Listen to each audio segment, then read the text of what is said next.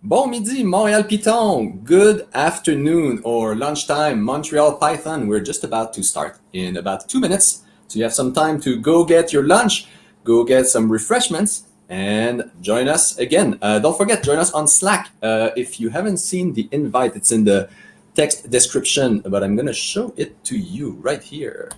It's mtlpi.org/fr/slackin, and we're in the meeting channel. Alors, on commence dans une minute. Alors, dépêchez-vous, allez vous chercher votre collation, votre dîner et un rafraîchissement. Et puis, joignez-vous sur Slack. Et puis, on va commencer dans très bientôt.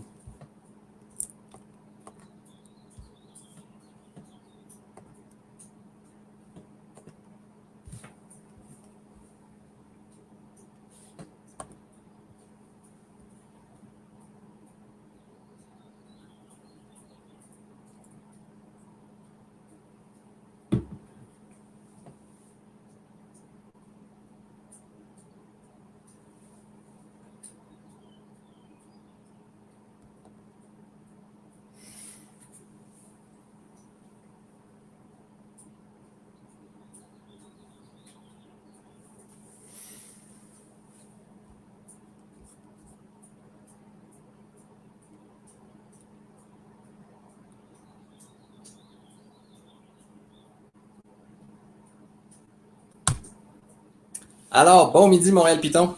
Bienvenue à cette édition midi très spéciale. Alors, on a des invités européens aujourd'hui. Alors, on change un peu notre heure. Welcome to this special noon edition. We've got some European guests today, and that's why we are changing our time. Just a few announcements, and then we're going to get started with some technical content. If I can get my slides to advance, obviously. Excellent. So first, join us on Slack. The URL is here. We are in the meeting channel. And when you're on Slack or on the YouTube comments, don't forget we have a code of conduct at Montreal-Python, which is very simple. It basically says, be excellent between one another. Alors, joignez-vous à nous sur Slack. L'URL est ici. On est dans le canal Meeting. Et on a un code de conduite à Montréal-Python. Alors, c'est très simple. Ça dit qu'on veut que tout le monde soit excellent les uns envers les autres. If there's something that you see that doesn't seem like it's in line with the code of conduct, that doesn't seem excellent to you, find me on Slack or Duke, who is Duke on Slack, and we're going to resolve that right away. Our schedule today, if I can get my slides to advance, is we're going to have two technical presentations. First, right after I'm done rambling here, we're going to have Łukasz, who's going to tell us about optimizing a piece of Python code with Cython. And then Martin is going to give us a little bit of a recap of the translation sprint that we just did for the official Python documentation. And then Vasilis is going to tell us about using OpenAPI to build a large-scale REST API. And then we're going to open our usual virtual happy hour. And I don't know if you'll be able to make it because I know that the schedule is a little bit different than usual. But we're going to have some drinks and have a chat and be as technical or as untechnical as we want. Alors, aussitôt que j'ai terminé de faire ces annonces, Łukasz va nous parler d'optimisation avec Cython et Martin va nous faire un résumé du sprint de traduction qu'on vient de faire sur la documentation officielle de Python. Et puis Vasilis va nous parler d'utiliser OpenAPI pour construire une API REST à large échelle. Et puis ensuite, on retourne à notre 5 à 7 virtuel, qui va être un 1 à 2 sur Jitsi. Alors, autre chose, on va avoir une autre soirée d'exercice mardi prochain, le 8. On va avoir Montréal-Python 87, rediffusion italique le 28. Et joignez-vous à nous sur Facebook, sur LinkedIn si vous voulez plus d'annonces. Et puis, on a le calendrier des événements ici, vous avez l'URL. And other things, we're going to have an evening of practice again next Tuesday, which is come and join us. And if you're starting with Python, we're going to run through some easy exercises. We're going to have a couple of different rooms for people with different skill sets. And basically, we're going to run through the exercises, let you do them, ask us questions, or we do them, and you look at us doing it and you ask questions. It should be in French. It's going to be mostly in French. You can ask your questions in English. And if you want to see that happen in English, then we just need a couple more volunteers. So tell us in Slack if you'd like to volunteer, and we're going to be happy to add an English part to that evening of practice. Join us on Facebook, on Slack. All the URLs are in the YouTube video description. We have the calendar of events for the rest of the year here. And that being said, I just need to thank our partner, FGNR, who's doing excellent consulting work, mostly in the Montreal area for any Python development. And the Eddie I cannot pronounce this name, but this excellent photographer who took this picture of that beautiful snake. Okay, that's enough rambling for me. And now I'm going to introduce Łukasz Langa. Łukasz is a Python core developer since a long time. He's going to tell us exactly how long in just a moment. He is the release manager of Python 3.8 and 3.9. He is the author of Black. He also is a contributor to many tools in the Python typing ecosystem, and he's going to tell us about optimizing Python code with Cython. Łukasz, the stage is yours. Hi, cool.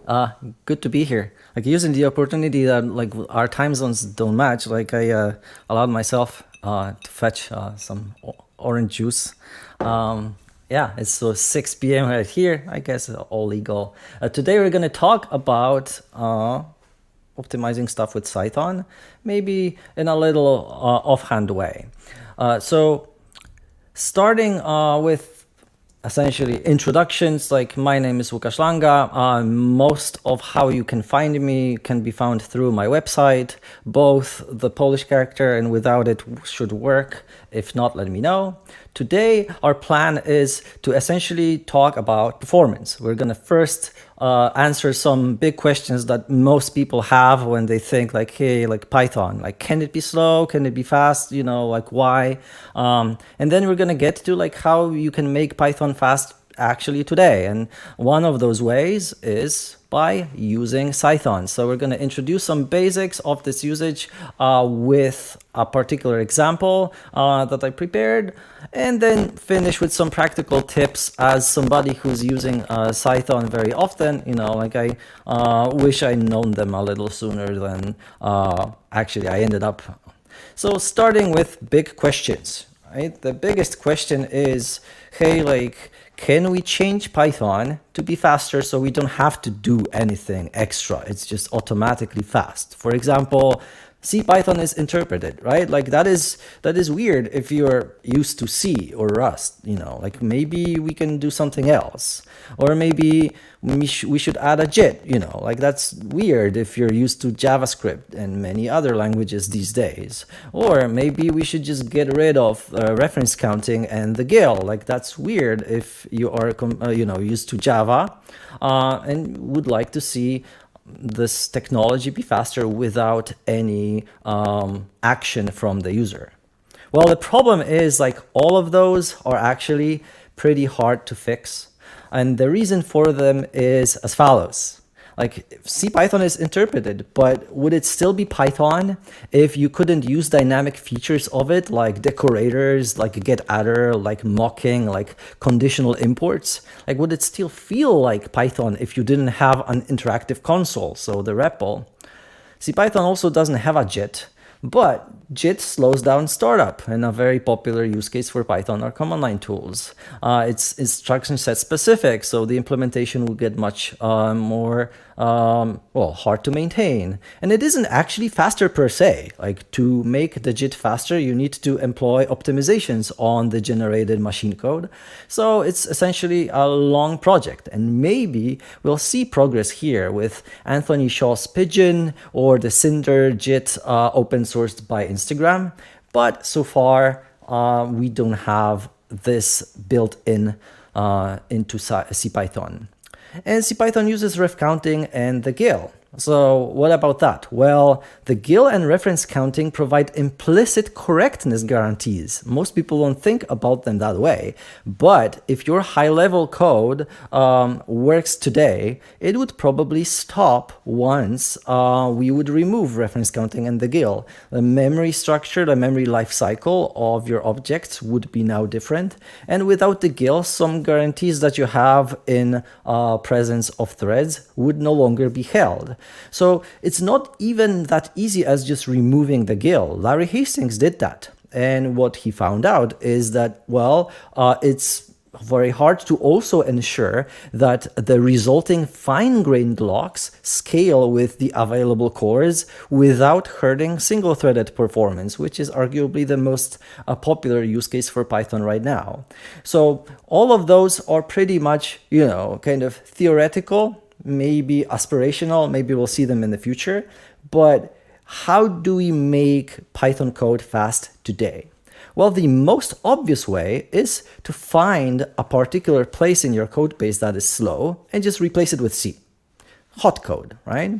Hot code is code that is either executed very, very often, or does a particular computation very many times, or does have a computation that is in any other way expensive.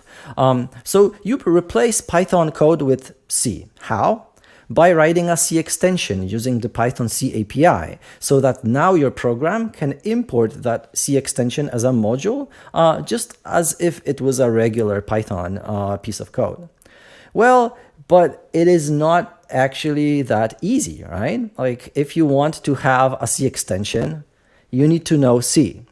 And many operations that are super simple in Python can be actually tricky and potentially dangerous in C, like using dynamic data structures, performing operations on strings, dealing with numeric overflows, passing by reference, and so on. This causes endless security vulnerabilities, even in code by seasoned programmers. So, not something to be taken lightly. And you need to know CPython CPI. Like if you are a Python user, that doesn't necessarily mean you know how to create a Python module in C. It is actually an API that through C requires quite a bit of boilerplate. So to actually make a module that can be imported, there's quite a bit of code that you need to prepare and know. And even to create a Python class, right? In C, you will have to write much more code than you would think because it is not so high level as Python.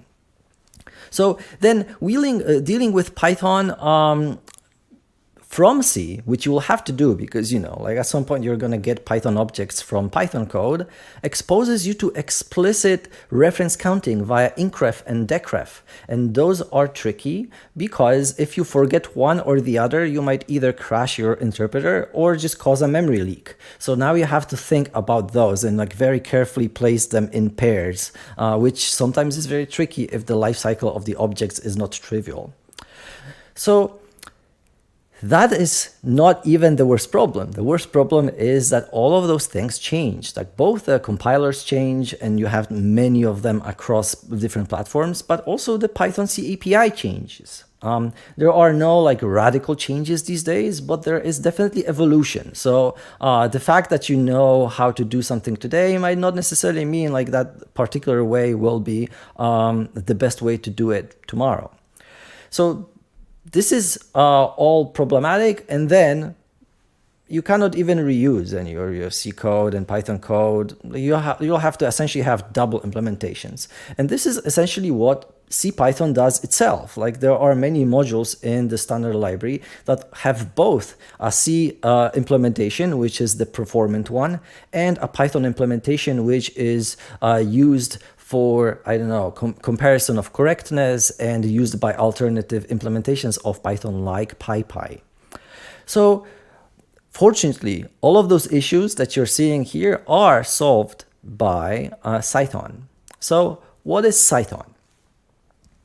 In 2002, Greg Ewing released Pyrex, a Python-like domain-specific language for creating C extensions. Because obviously, even then, like almost 20 years back, it was clear that writing C for C extensions is not optimal. So the Pyrex tool transpiled PYX files to C files, and then you could compile using a C compiler and import from Python as regular Python modules. So this was fantastic because it lets you still use your Python mode of thinking when creating a C extension. The code looked like Python for the most part. It was not exactly the same, but it handled things like incref and decref correctly every time, automatically. You didn't have to think about it. You didn't even have to see those. That just happened for you. And dealt with boilerplate for creating modules and classes. You just saw the high-level code. So the Pyrex language also added C-compatible type declarations. So you could add them to function arguments and to variables so that the resulting C extension could use specialized code for faster computation, mostly by omitting unnecessarily layers of Python dynamicism and using native data types instead. Like 5 years later, the maintainers of Sage, a mathematics system in Python, released a fork of Pyrex called Cython. Like its main goal was actually higher level compatibility with Python, so that it wasn't a Python-like language, but it really was a superset of Python. But on top of that, the goal of Sage team was also to provide a much wider array of optimizations and made Cython able to interact with C++ code, making it a great choice for wrapping C++ libraries. So now, Cython. To use Cython, you write some Python code. Then you sprinkle it with C type declarations. You run the Cython compiler to generate .c files, which then you compile them to a valid Python C extension. That is essentially the process of which you're using this. Most of the time, you're going to have a build system that automates most of those for you, so you don't have to type in all those commands by hand. But that's the exact process in which it happens. So how can Cython compile all Python, right? It's a superset of Python. So like, how does it turn it to C? Well, when you run regular Python code in the vanilla CPython interpreter, your modules first get compiled to PYC files holding a Python interpreter bytecode. CPython then interprets this bytecode instruction by instruction inside its evaluation loop. Bytecode instructions get translated on the fly into C calls. Cython does the same thing, only at compile time. So it chooses the same C calls that the CPython interpreter would make and hard codes them in the produced C file, removing the eval loop overhead. So how can it be fast?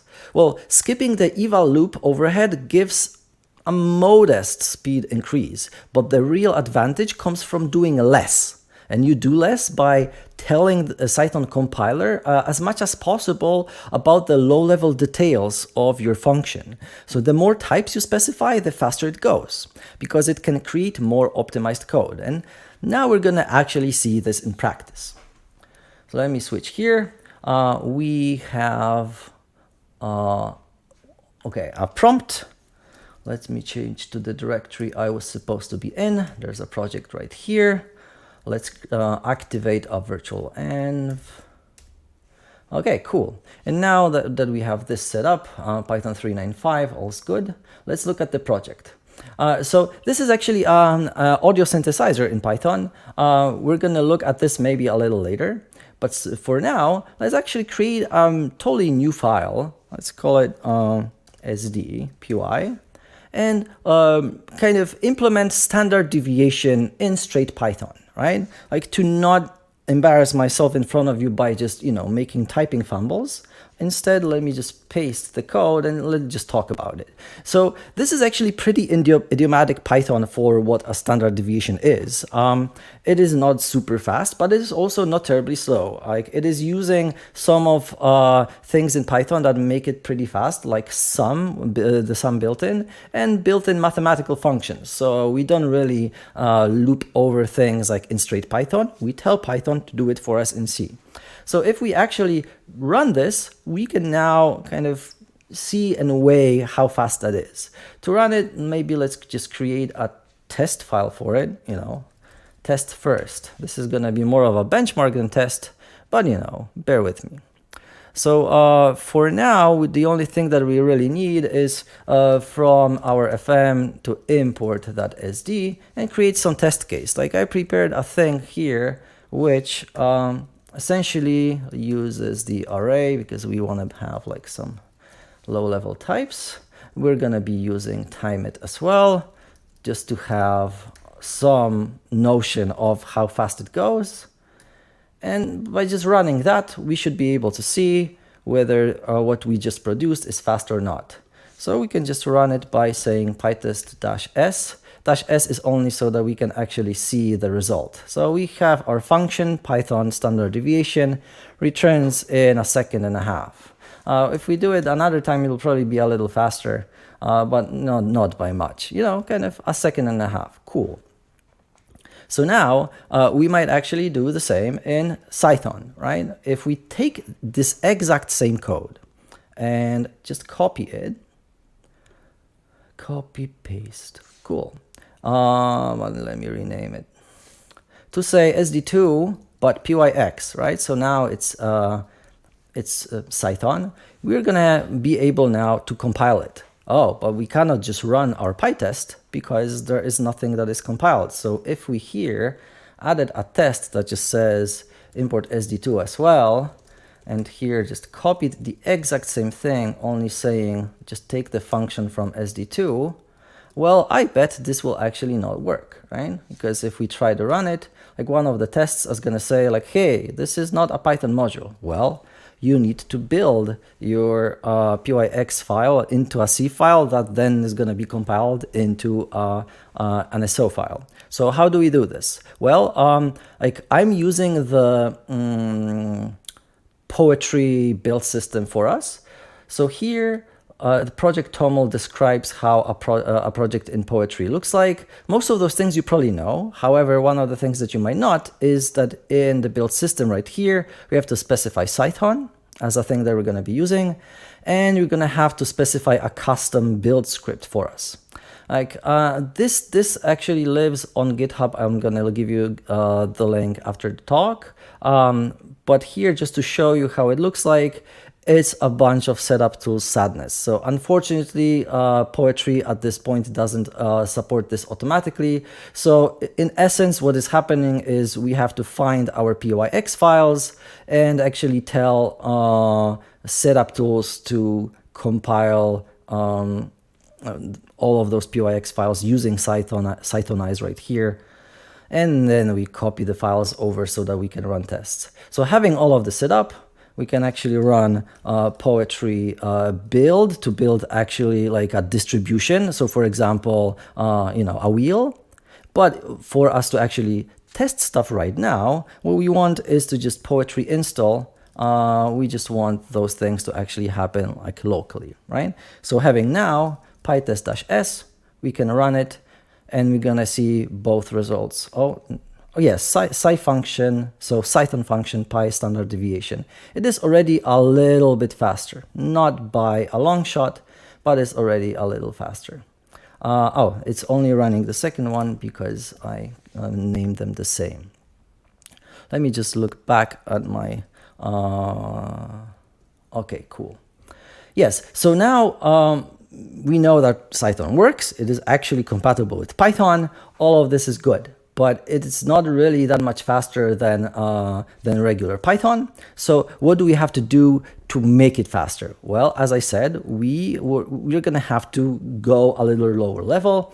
And to do this, let's recreate our function in a little less idiomatic Python. So if we did the same function in a C, but is like Python style C, it would probably look something like this. Let me just paste it for you right below.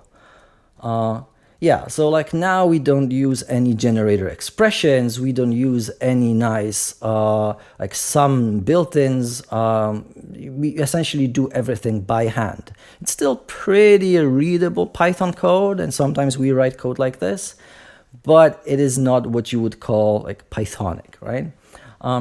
Like funnily enough, if we look at this C file that was produced from IPYX right now, we can actually see already of that one function, it's a couple of thousand lines of code. It's huge, right? But the fun thing is that actually we can see the parts that generate a particular line of code. They go back and forth creating, you know, particular lines and what they do. For example, somewhere here, we should have this particular line where we have the generator expression that is inside, and you know, like there's a bunch of C code. It has to have those ugly names because the namespace in C is flat, so otherwise it would conflict with your actual C code. So it doesn't look very nice, but it's good that we have it because we can look into it when stuff isn't fast and you expect it to be fast and see why it is still producing too much code. So that is obviously like a huge produced library, like at like 6,000 lines. So let's try to actually shrink it down. So to do this, here we already have our Cython function and we expect it to be faster, right? Like let's try to actually test it right now. So we are gonna do this as the psi, and we want psi, standard deviation. Again, it is sad, but you have to remember to compile. So let's just call poetry install always before pytest. Okay, it Cythonizes the file again, and let's see what happens now. Oh, actually the Cython function is the slowest of the bunch. Like this is not what we came here for. Like what happened? Well, this is the Python compatible Cython. We don't have any optimizations here yet. And this is less idiomatic than what we had here. Like this is only goes to show that Python is in fact like pretty well optimized for what it is. Like it is super dynamic, but it does a very good job at, you know, like providing building blocks that are fast enough for the common case. To fix our slowness here, what you need to do is essentially tell Cython what that I is, what that N is, what that M is, and let's just do it right now. So, for example, a built-in type in Python is pi s size t, which is essentially an integer. So we can say that this I is going to be an integer. And the same with our n, which is here. This obviously is not an integer, so we're gonna have to say it's a double. Same here, like that is also a cdef double. And by this, essentially, you know, kind of we use a little bit of you know, type declarations and expect miracles to happen. Let's see if that's true. So running this now, okay, shows us that there is some improvement compared to before. It was 73, now it's like 54, but it's still like not even comparatively good to the pure Python version. So something is amiss, and that something is declaring what our argument is. Before it just thought it is some Py object, right? In C that actually produces the same kind of code that we would have in Python. So now saying that actually it is an array, like we can already have some optimization right there. And what we can also do now with our superpowers is to say, let's import a better square root function, right, from C and use this one instead of this one. And now, like with just a little bit of code, like it is probably a little verbose for your taste, but let's see if that's faster already.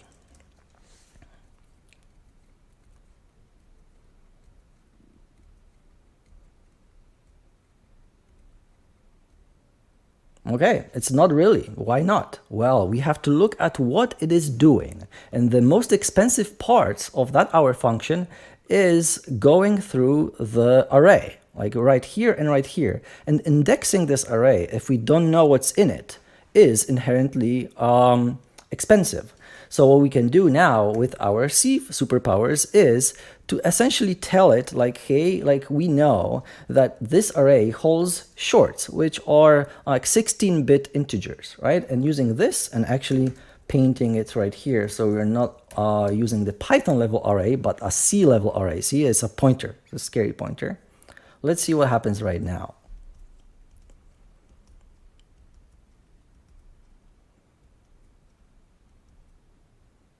Well, see, this is what we wanted. Like now it's crazy fast, right? Like, and if we actually look at the produced code now, like you're gonna see that our raw,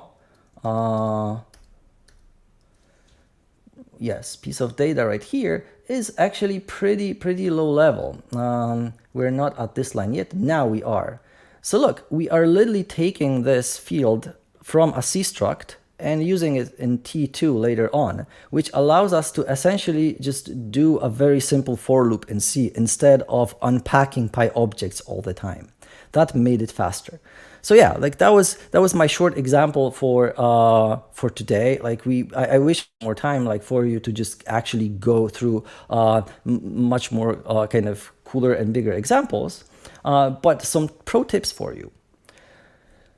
So SciMem is an extension. It's like essentially like a library, right? But it is meant to be used with Cython that also lets you do the same as we have for incref decref, that you don't have to think about like when should I actually decrease the reference. But for allocations, right? Allocs and freeze is another pair from hell in C. You have to remember to always allocate and free, but only free once, you know? So SciMem does this for you. You only have to create a pool and allocate your thing. They're gonna deallocate automatically, you know, like just like automatic reference counting in Python, you can now do the same for C code, and it produces actually performance C code, which is pretty cool. And another thing that I wanted to say is the Cython documentation is actually very good. So whenever you actually don't quite know how you would do something in Cython, like you'll probably find your answer there. But unfortunately, the truth is, like if you want to, for example, deal with C++ in Cython, you're going to have to know some C++. So I started from this perspective of somebody who only wants to optimize a small bit of code, right? But then you grow and kind of learn maybe C from a little bit of a safer space. Like I know actual organizations who write Cython instead of C. So even though they could just be writing like C in C, they write it in Cython because it's safer and just as fast. So yeah, like that was essentially what I have now. Like the only thing that I maybe still have a minute or two to show you before taking questions is why is this weird repo called FM? Well, it's on a frequency modulating synthesizer, like written in pure Python. So like you actually have you know, a full synthesizer that has phase modulators, and those actually do mathematical operations, right? Like counting essentially like math that produces real-time audio from user input. So yeah, like if you allow me to actually show you a bit of this. Oh yeah, for example, here's the envelope generator for it. And this is essentially a class that can be very easily also translated to C, right? And by this, what we can do is we can achieve much greater polyphony. So we can do more things at once. We can play more sounds at the same time without breaking Python, without breaking a sweat. So like, I don't really have time to go through translating that class right now. Like I can only show you how the end result of it looks like. So let me go and do just that right now. FM PYX. That's from a more mature version of this repo. But in any case, you can see that, that there are functions like saturation that is all covered in cdefs just so that it's faster. Or our envelope that I showed you the Python version of it. Now we unfortunately cannot make it a data class anymore, so you have to create our init by hand and do a bunch of things like, in a different notation. Those are no longer Python type annotations, those are C type declarations, but they're still pretty readable, Like, I don't know about you, but like, I don't really find myself like really horrified by what I'm seeing. It's still pretty readable. And like, for example, like this main logic of what it means to advance an envelope, that is still readable just as regular Python. Like, you don't really have those declarations clouding the algorithms. Like, yes, there are declarations, they're all the way up here. But when you get to the logic, all of this actually looks almost the same. The only difference is that it's 80 times faster than a pure Python version. And that without NumPy, without any other like domain specific thing. Like, this is totally generic. Like, this totally generic, which allows us to use it for anything. You can use it to interact with other C libraries. You can use it for kind of doing algorithms, to essentially like, whatever you need. For example, HDB, a database also written in Python, managed to be super performant thanks to Cython and its optimizations and making all the places that count profiled and replaced with PYX files instead of PY. So that FM synthesizer, to just leave you with something concrete, like if you really wanted to hear it, which if you're not, like, you're gonna have to survive with me for a while, like, let me just play you a song, Black Narcissus, I guess it's topical, so that you can hear what the thing is about. Like, is it actually that interesting? Is it not? Like, let's hear it.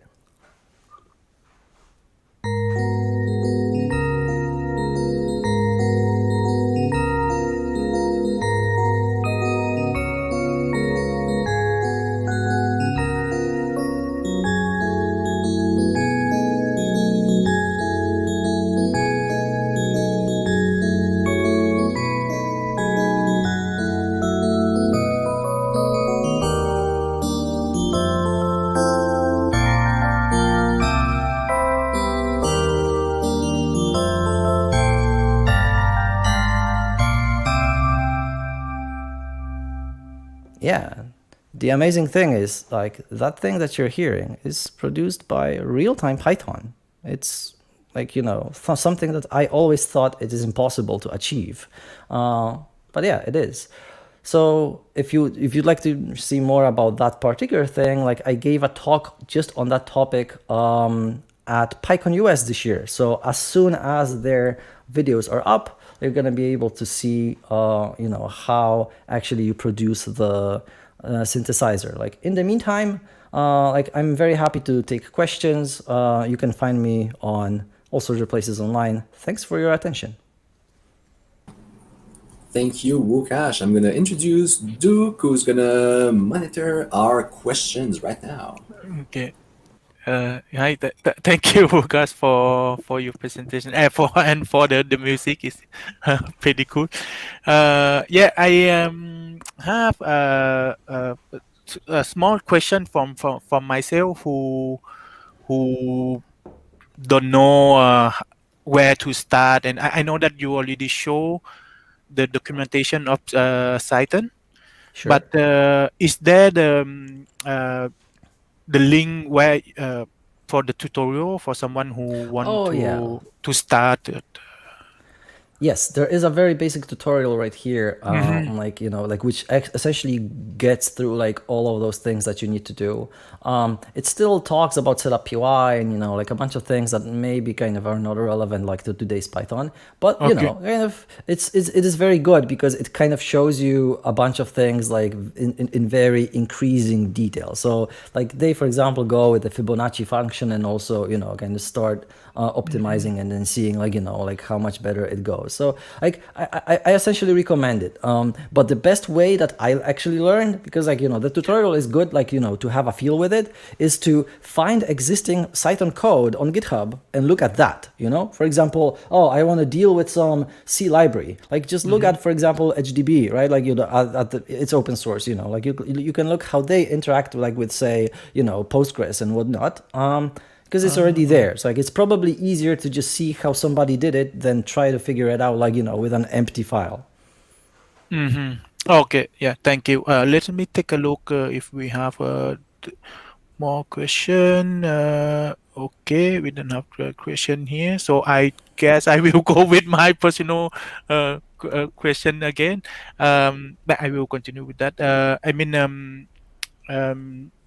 And do you have I know that you already showed that we can synthesize music and all of those things, but in the real life example that you use, like for example, connected with the Postgres or something like that, MySQL. Or...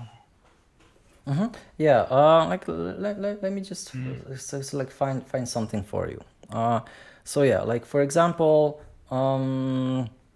what I have for HTTP is like an actually big code base that uses it for low-level networking, right? So like that is different from what we have here. Like let me just find a typical file so I can show you some example. Yeah, okay, cool. Oh, for example, a connection to Postgres. How does that sound?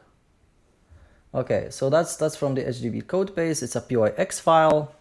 Mostly actually looks just a regular Python, right? Like but it has a bunch of like, defines that are C defines, and it has a bunch of C defs, which are, like typed objects. Mostly looks the same. There are only some key places in which you need to actually have types, and that is for stuff like, let me just find some of those. For example, a class that is a C class. So that is not a class that you're going to be able to access from Python. It is a class that we need to interact with C and to use with the rest of Cython. Like there's a lot of Cython files in the HDB code base.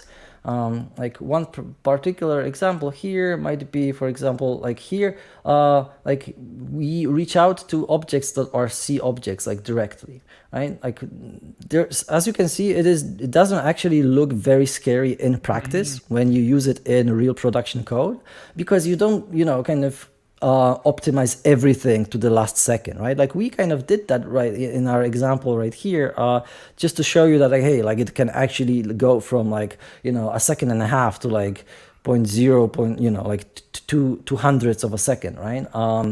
But in real code, you only optimize what is on the hot path, right? So for example, parsing obviously is very important, right? Like, so here you're going to have more C definitions. It is more important to optimize that. But the rest of the code, again, looks like Python, because you only need those definitions to make it fast. The rest, you only have to deal with logic. Okay, cool. Okay, thank you. Okay, I have a question just come in. We might have to move on. I'm so sorry, guys, because we have so many interesting things to talk about today. But hopefully, Łukasz is going to be able to join us for the happy hour after this talk, or if not, maybe he can answer some of these questions on Slack, or we'll figure out a way for all of these questions to find answers. Thank you so much, Łukasz. And thank you, Łukasz. Yeah, thank you. And our next presentation is going to be Martin, who's going to tell us about that translation sprint that we did for the last 2 weeks. La parole est à toi, Martin. Merci beaucoup. Merci, Yannick. Alors oui, donc, c'est ça. Je vais vous donner un petit overview du sprint de traduction en français de la documentation officielle de Python, qui a été organisé par Montréal-Python. Ça a duré du 16 au 31 mai. Alors, qu'est-ce qu'on traduit? En fait, on traduit la librairie standard. On choisit chacun un module ou plusieurs modules. En fait, c'est ça. Et on les traduit. Puis pourquoi est-ce qu'on fait ça? C'est pour avoir de la doc en français, bien sûr. c'est aussi pour redonner à la communauté, parce que, en tout cas, moi, personnellement, j'utilise souvent des outils de la communauté, puis ça me fait du bien de pouvoir redonner un peu pour tout le travail qui a été fait. Donc, ça, c'est cool. Puis aussi pour apprendre les modules que l'on traduit. Donc, si un module qui intéresse en particulier puis que tu veux vraiment le connaître, ben c'est une façon vraiment cool de l'apprendre parce qu'en traduisant, ben, tu es garanti de l'avoir lu au moins une fois et espérant que tu aies compris et traduit en français. Donc, c'est vraiment cool. Comme j'ai appris, il y avait un module que je connaissais même pas que j'ai traduit qui s'appelait Context Vars. Donc, ça, c'était intéressant. Puis aussi pour apprendre les outils de traduction libre. Moi, je connaissais pas c'était quoi les fichiers PO, je savais pas comment ça marchait. Aujourd'hui, ben, je le sais maintenant, la structure des fichiers, puis des outils comme PoEdit pour éditer des fichiers PO, par exemple. Puis PoWrap, PoSpell, PadPO, c'est des outils pour faire des checks sur des fichiers PO qu'on écrit, donc il y a de l'automatisation. Et aussi, ben, si vous êtes nouveau dans Git ou GitHub, si ça vous intéresse de savoir comment développer dans ces environnements-là, ben, ça, c'est une bonne façon d'apprendre. Alors, passons aux résultats. Alors, donc, on a réussi à traduire plusieurs modules, dont on a fait quelques-uns qui étaient presque déjà terminés, donc GetText, par exemple, Contexte libre, Async.io. On les a finis, donc ils sont plus sur la liste des fichiers, des modules à traduire. Et on a aussi fait quelques-uns qui étaient presque pas traduits du tout, et on les a presque complétés, et souvent même complétés. DocTest, vaut 72%, ContextVar maintenant traduit à 100%, What's New, qui est traduit jusqu'à 95%, IP Address sont rendus à 62%, et Plateforme maintenant traduit à 100%. Donc, le total des traductions en français, on est passé de 54 à 59,79%. 5%, ça peut sembler pas super beaucoup, mais il y a tellement de docs que c'est effectivement un gros chunk quand même. Donc, c'est ça. Puis, les gens qui étaient dans le sprint, je ne vais pas toutes les présenter, mais ils sont là. Je voudrais remercier en particulier Edith et Yannick qui nous ont montré comment tout ça marchait. Et c'est ça, nous avons montré comment faire de la traduction en français des docs de Python. C'est pas mal tout, c'est très court, mais c'est ça. Donc, je repasse la balle. Merci, Martin. Hey, mais Martin, si les gens sont fascinés par ce beau travail de traduction-là qu'on a fait, comment est-ce qu'ils pourraient commencer à s'impliquer? Ben, on a un channel dans Slack, dans le Slack de Montréal-Python. Donc, je me souviens plus du nom exact du channel, mais c'est Hackathon Docs Python FR. Donc ça serait une bonne place où commencer à poser des questions. Il y a aussi, il y a un Git pour ça. Donc, si on pourrait envoyer le lien par après ou le mettre dans les commentaires. Oui, on va faire ça. Ouais. Donc, ça serait les points de départ. Super. Hey, puis je pense que j'ai peut-être manqué si tu l'as annoncé, mais en octobre, on va refaire un autre sprint de traduction parce qu'il va y avoir la version 3.10 de Python qui va sortir quelque part dans le mois d'octobre. Et puis, on aimerait ça que ça sorte avec de la belle documentation en français à partir du jour 1. Donc, pendant le mois d'octobre, on va faire un autre sprint de traduction et puis les détails vont être annoncés quelque part à un moment donné pendant l'été. Excellent. Excellent. Mais merci beaucoup, Martin. OK, our next presenter, prochain présentateur, va être Vasilis Papavasiliou. I hope I said that right. I practiced it a few times. And excellent. And he's the lead developer at Miss.io. And he's going to tell us about using OpenAPI to build a large-scale REST API. Vasilis, I don't see your slides. Okay, yeah. And yeah, so just you can just share your screen, and then I will add you and pass you the control. Okay. All right. Bonsoir, Montréal. Comment ça va?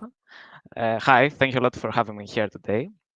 So let me quickly introduce myself. My name is Vasilis Papavasiliou, and I'm a DevOps and Backend Engineer at Mist.io. Today, I will talk about how Mist builds its own RESTful API and CLI for multi-cloud management, and will focus on the development workflow behind it. So here's our agenda for today.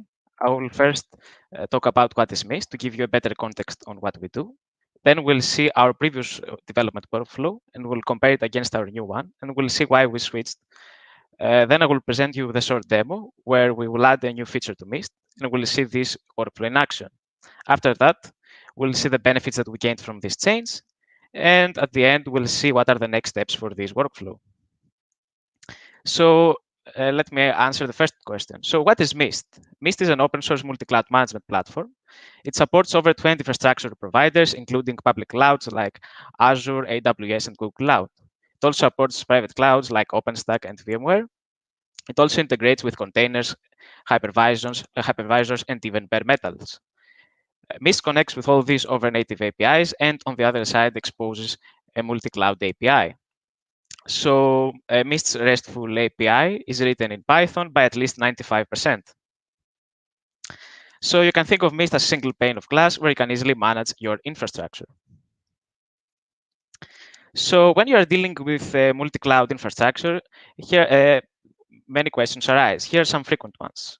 What resources do I have and where are they? How can I control my team members' access to these resources? Or can I automate some self-service workflows? And at the end, how can I optimize usage and reduce costs? These are all questions that Mist helps you answer. So Mist consists of many components and microservices that all work together to help our users manage their multi-cloud infrastructure. So it's quite obvious by now that Mist integrates with a lot of providers and offers a lot of functionality for its users. But all this comes at a cost. So every time that we need to update our API integration with a provider, or every time that we need to add a new feature, we have to touch a lot of Mist components. So, for example, if we want to add a new feature, we would first have to implement it into our RESTful API. Then we'd have to update to add this functionality in our UI. Then we'd have to write tests for this new functionality. Then we'd have to update the docs, the CLI, and the SDKs. So this overhead that we had every time that we need to add a new feature, even a small one, it really slowed us down. And for this reason, some of our components, like the docs, the CLI, and the SDKs, were usually a bit out of date. So when we felt that our API needed a breath of fresh air, we took our time to engineer a new development workflow with it. So here's a high-level overview of this workflow.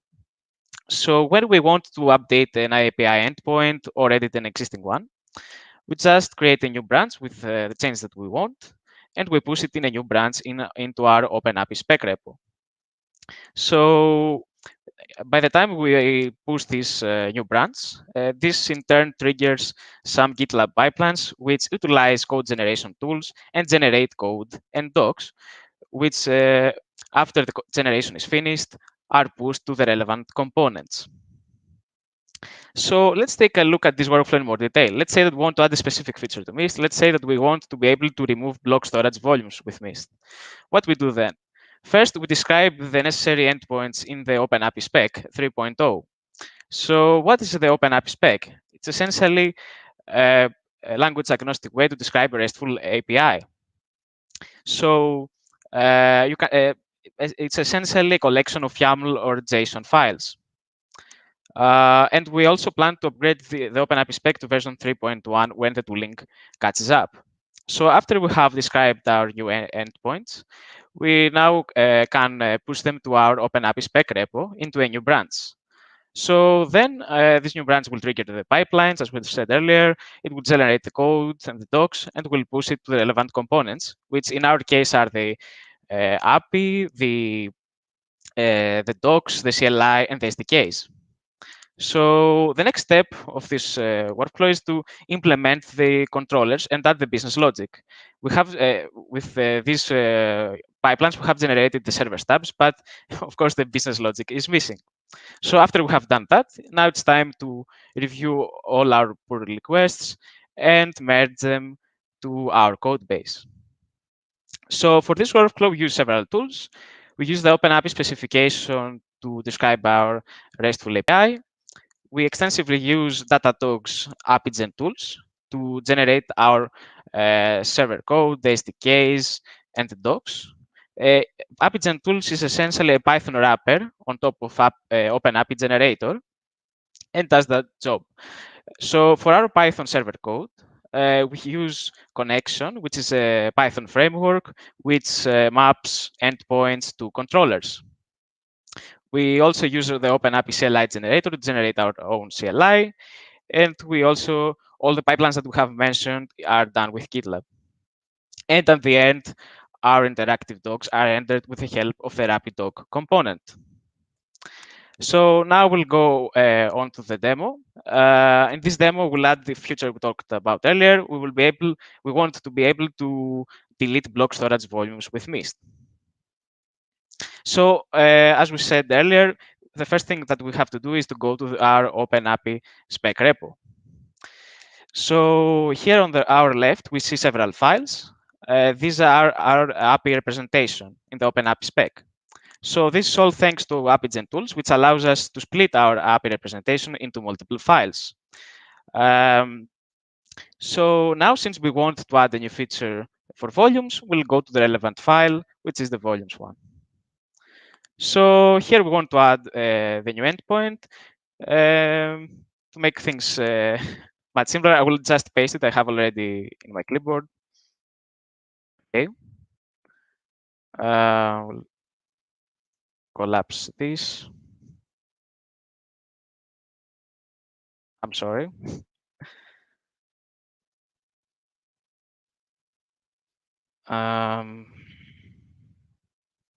Yeah, just had a small problem over here. So now it's fixed. So now we have described our delete endpoint.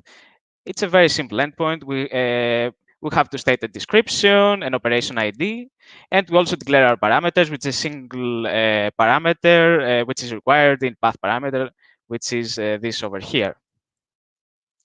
And we also declare our responses, which are simple REST responses. And after that, we add some configuration options for our security, for the security of this endpoint. Okay, so now we have created the description of our endpoint. It's now time to create a new branch. And we'll push the changes. Let's call this branch delete volume. We'll commit the code.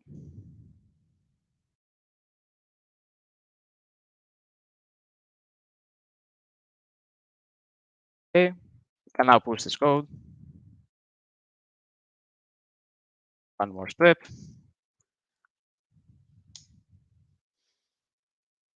Okay, so now that we have pushed this new branch, it will trigger several GitLab pipelines. So I may have to log in, I think. Yeah, does that from time to time.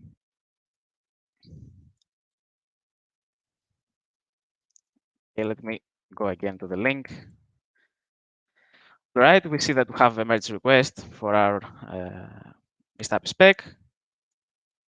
So we can go to the new branch, and we'll see that it has one pipeline running. So we see that this pipeline is responsible for generating the code. And if we see above, we can see that it has some Git diffs. It has generated the code that we need. Now we have access to the docs in this link. These are interactive docs. For some reason, I think it takes a bit of time to load them.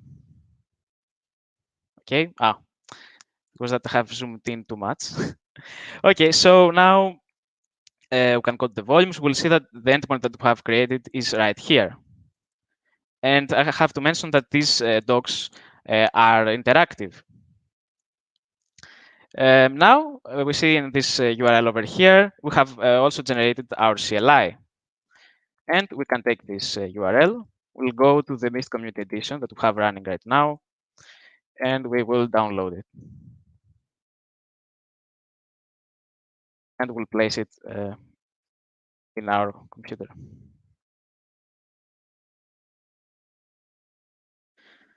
Okay, so now we have generated the CLI, the docs, without having to write anything. So if we try our CLI, we'll see that we have we have one volume exactly called Python Montreal. So let's try to delete this volume.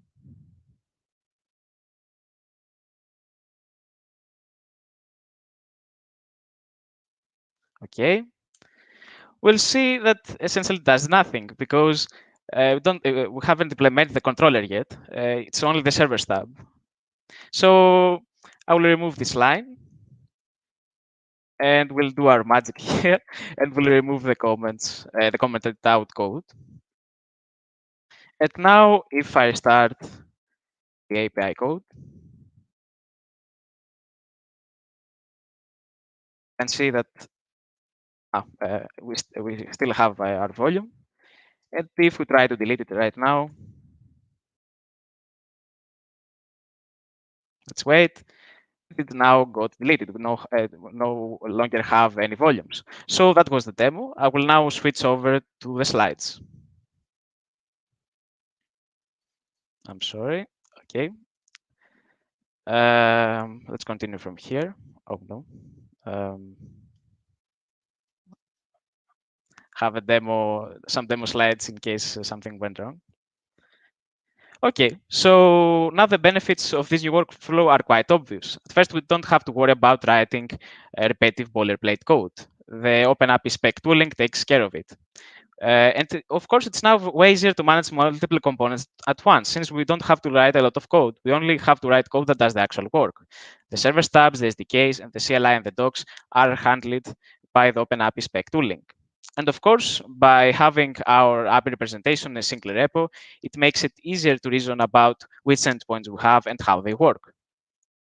And of course, it also makes collaboration easier when you want to add a new feature to our RESTful API.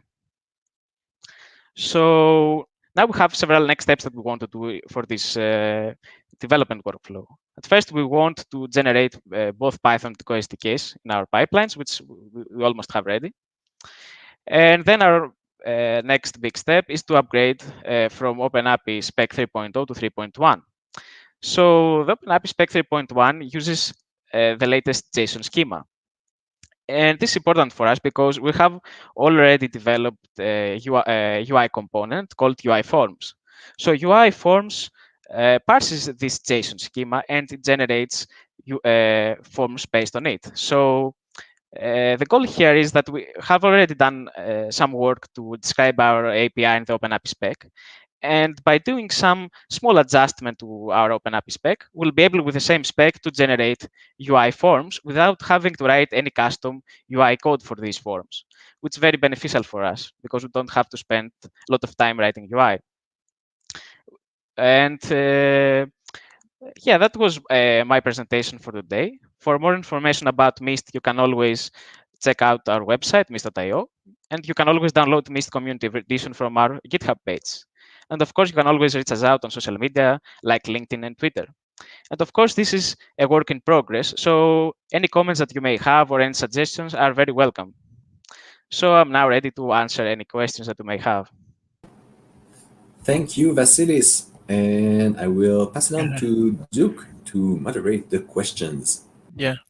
Right. Thank you, Vasilis. It's pretty cool. Yep.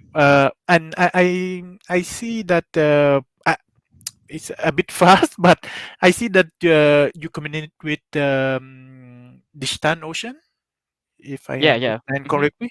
I guess it's going to be compatible with the other cloud too. Yeah. We support a lot of both private and public clouds. So yeah, you can use Google Cloud, AWS, Azure, most of the big public clouds and smaller ones like the DigitalOcean and Linode. Oh, okay. Yeah. Thank you. Let me see if I have a question from Slack or from YouTube channel. Oops. And for now, how many members is working in the team? We are not that many, to be honest. We are less than 10. How many? Sorry, I didn't. Less than 10. Okay, less than 10. Okay, so the project is pretty new, right? But I mean, yeah, when you have like a new project, open source, I hope everybody will find it interesting and enjoy the communities, you know. Yeah. Yep. Hope so. Okay, okay.